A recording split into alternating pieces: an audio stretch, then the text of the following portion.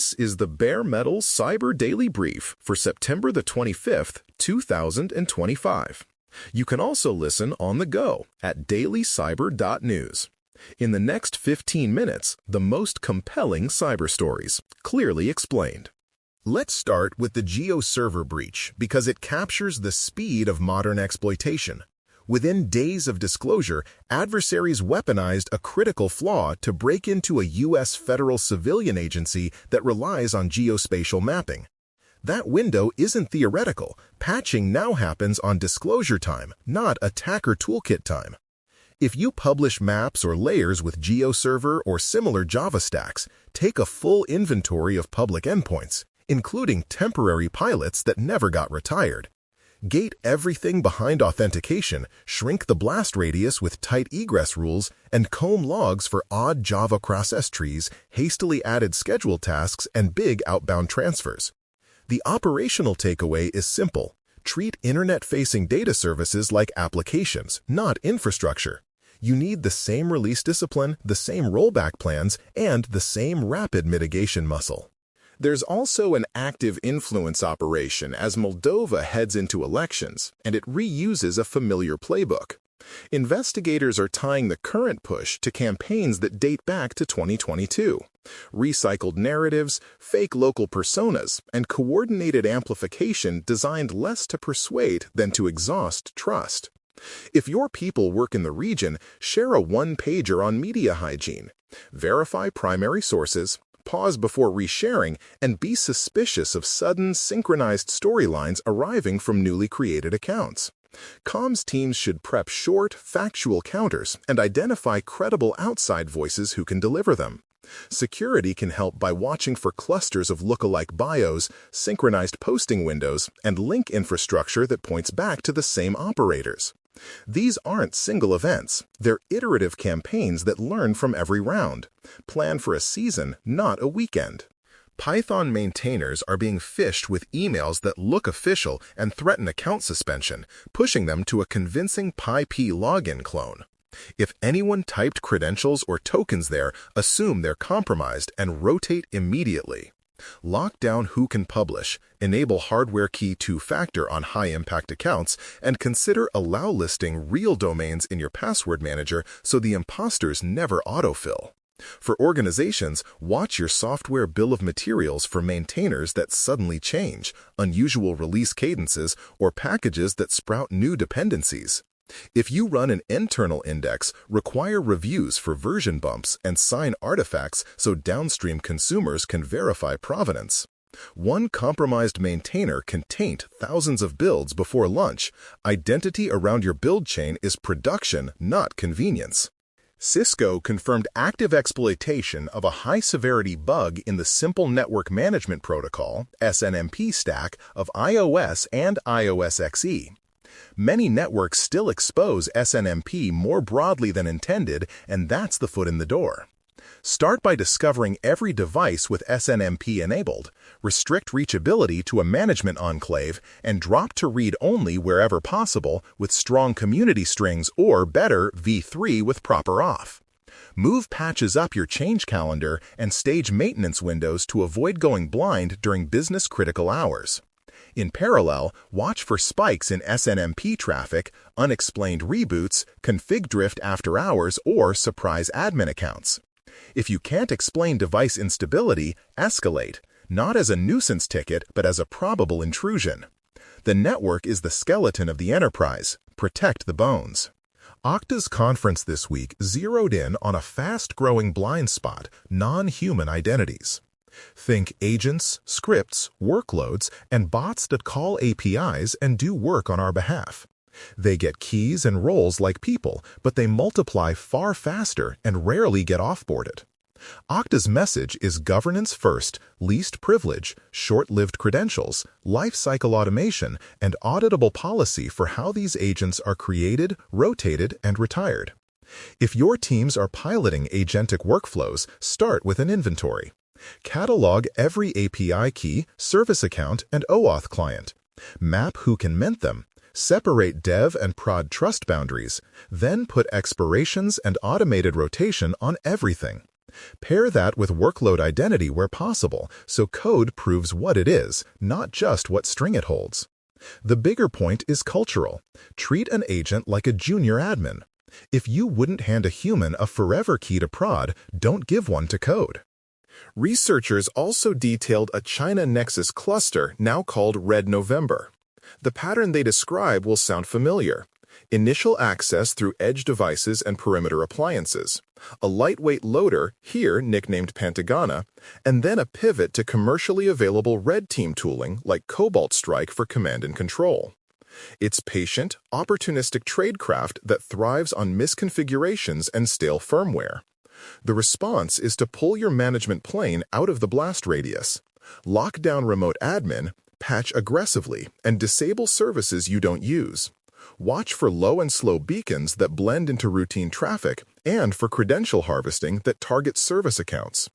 If an appliance touches identity or traffic flow, treat its credentials like gold. Rotate them, log their use, and consider egress allow lists so a foothold can't phone home. Attribution helps leadership understand risk, but it's the boring work, inventory and change control that breaks these chains.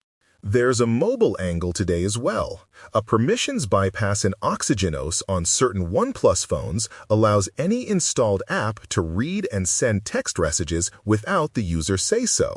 That has obvious ramifications for multi-factor authentication since many services still fall back to SMS. Until a fix lands, personal users should avoid sideloading, prune unused apps, and keep an eye out for unexplained outgoing texts. Enterprise mobility admins can reduce exposure by blocking new installs, enforcing work profiles that isolate SMS, and flagging devices with unusual messaging activity. If your organization relies on text-based codes, this is another nudge toward phishing-resistant factors like FIDO2 security keys or passkeys. When a patch is released, plan a rapid rollout with verification that the permission model enforces as expected. The lesson isn't just about one vendor, it's a reminder that mobile OS variants carry their own attack surface and deserve the same rigor you bring to laptops.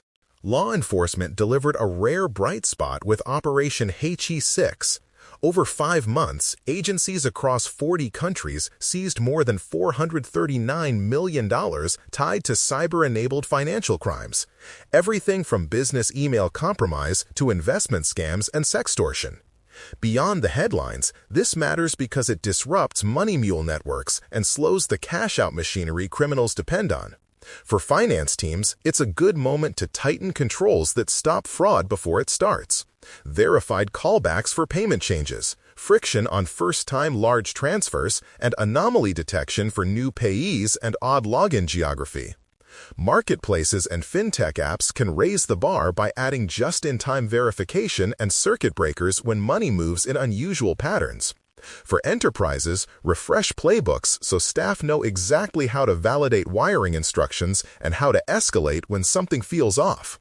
Enforcement helps, but controls at the point of action are what keep funds where they belong. Investigators also expanded on a long-running campaign using a backdoor dubbed BRICKSTORM, attributed to a China-linked cluster labeled UNC 5221. The malware is written in Go and plays multiple roles: web server, file mover, SOX relay, and shell executor. That makes it a versatile foothold, especially when paired with access from edge devices that don't always feed into centralized logging. Reports suggest dwell times over a year at legal services, SaaS providers, business process outsourcers, and tech firms. Defensive moves start with visibility, baseline traffic from management subnets, and alert on TLS destinations you've never seen. Segment sensitive tiers and enforce egress allow lists so even a successful implant can't wander the internet. Rotate credentials touched by any suspected host and raise the bar on admin access with phishing-resistant factors. It's also worth scheduling targeted threat hunts that look for BRICKSTORM-like behaviors rather than signatures. Quiet persistence is the point, and you won't trip over it by accident.